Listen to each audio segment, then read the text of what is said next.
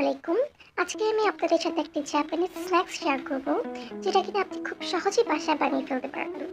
প্রথমেই আমি পরিমাণ মতো পানি নিয়ে এর মধ্যে হাফ চা চামচ আদা রসুন বাটা, পরিমাণ মতো লবণ দিয়ে প্রায় 300 গ্রামের মতো মুরগির মাংস টুকরো করে কেটে সিদ্ধ করে নিই। মাংসগুলো সিদ্ধ হয়ে গেলে একটা চামচ অথবা হাতের মাধ্যমে হাড়গুলো ছাড়িয়ে নেব বা কুচি কুচি করে নেব।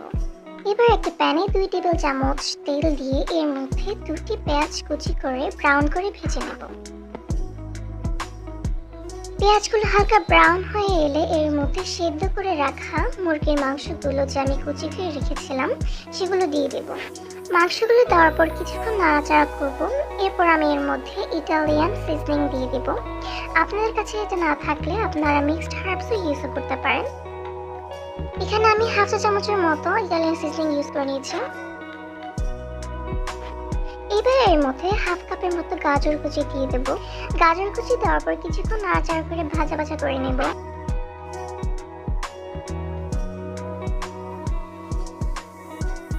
এবার এর মধ্যে দিয়ে দেব 1 চামচ চিলি ফ্লেক্স। এবার আবারও ভালো মতো নেড়ে চেড়ে মিক্স করে নেব।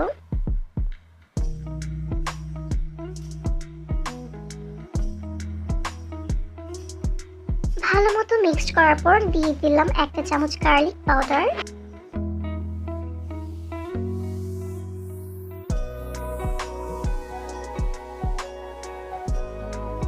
স্বাদ মতো লবণ দিয়ে দিলাম। এবার সবকিছু ভালো মতো মিক্সড করে নেব। সবকিছু ভালো মতো মিক্সড হয়ে গেলে এই পর্যায়ে আমি দিয়ে দিব 2 চা চামচের মতো ময়দা। এখানে ময়দা ইউজ করার কারণ হচ্ছে মিশ্রণটি যেন একটু আঠালো বা খামির ভাব হয়, যেহেতু আমি এটা ভাজবো, ভাজার সময় যাতে ভেঙে না যায়। এখন আমি এর মধ্যে হাফ কাপ তরল দুধ দিয়ে দেব।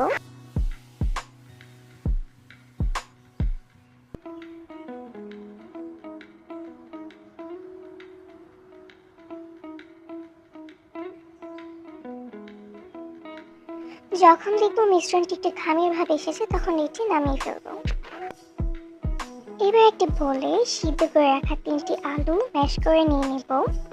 এর মধ্যে একটি ডিম, 1 টেবিল চামচ বাটার, 1 চা চামচ গোলমরিচের গুঁড়ো, স্বাদ মতো লবণ, half cup mozzarella cheese, 2 table চামচ ধনিয়া পাতা দিয়ে ভালো মতো মিশিয়ে নেব।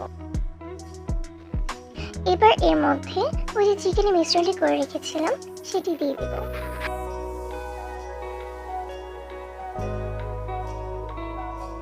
এবার একটি স্প্যাচুলার মাধ্যমে সবগুলো উপকরণ আলতো হাতে মিক্সড করব।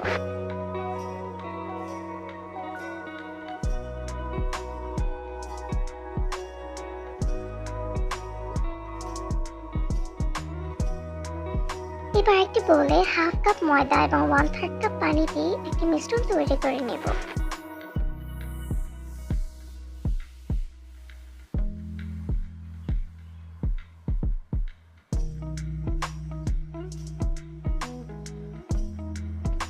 আমি আলু এবং চিকেনের মিশ্রণটি গোল করে শেপ করে নিয়েছিলাম। এবার এটি এই মিশ্রণের মধ্যে কোট করে নেব এবং অপর পাশে ব্রেড ক্রাম্পের মধ্যে কোট করে নেব।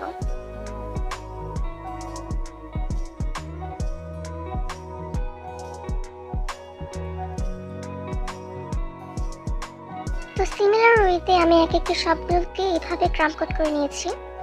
তো আপনারা চাইলে এগুলো একটি এয়ারটাইট বক্সে করে ডিপ ফ্রিজে 1 মাসের মতো সংরক্ষণ করতে পারেন। তো এখানে আমি আপনাদেরকে কয়েকটা ভেজে দেখাচ্ছি। তো এগুলোকে আমি ডুবো তেলে হাই ফ্লেমে 2 থেকে 3 মিনিট ভেজে নেব। যেহেতু এর মধ্যে সেদ্ধ হওয়ার মতো কিছুই নেই, সবই সেদ্ধ করা, তাই 2 থেকে 3 মিনিটের মধ্যেই হয়ে যাবে। যখন একটু ব্রাউন কালার হবে 2 সাইডে তখনই আমরা নামিয়ে ফেলবো। তো আপনারা খুব সহজেই কিন্তু এগুলো বিকেলের নাস্তা অথবা বাচ্চাদের টিফিনের জন্য বানিয়ে সংরক্ষণ করে রাখতে পারেন।